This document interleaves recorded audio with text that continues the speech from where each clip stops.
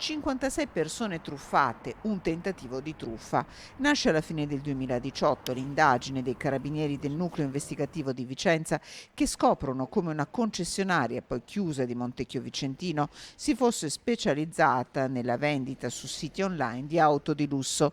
Dopo essere state testate dai clienti che versavano cospicue caparre, le auto non venivano però mai consegnate. È stato grazie a un controllo di routine che i carabinieri sono partiti nell'indagine.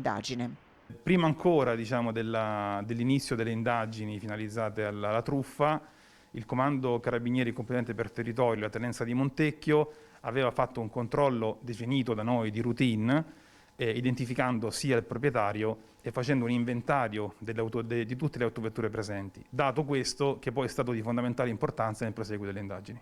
A capo della concessionaria un 48enne di Pove del Grappa che, chiusa la partita delle truffe a privati cittadini, avrebbe cercato di aprire quella della truffa allo Stato, dando vita a due concessionarie fittizie con sede a Marano Vicentino, grazie al sostegno di due sodali, un 49enne di Vedelago e un 75enne di Marano Vicentino, che rivendevano auto di lusso, Porsche, Range Rover, Audi, acquistando le prime in Italia, poi tra Germania e Francia, arrivando, grazie a una serie di operazioni inesistenti, a un'evasione dell'IVA di oltre 1 milione di euro.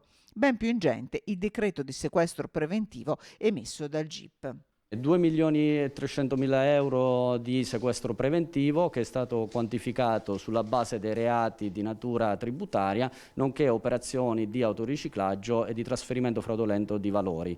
Operazioni che sono state avviate, sono in corso e verranno appresi beni mobili, immobili, nonché disponibilità finanziarie in capo ai soggetti e alle società coinvolte. Numerose le perquisizioni eseguite in queste ore che hanno coinvolto una cinquantina di militari dell'Arma e delle Fiamme Gialle. Tra le misure cautelari emesse, altre 3 persone sono indagate a piede libero. Sfuggito alla cattura, il 48enne di Pove del Grappa si è costituito presso i carabinieri di Castelfranco Veneto.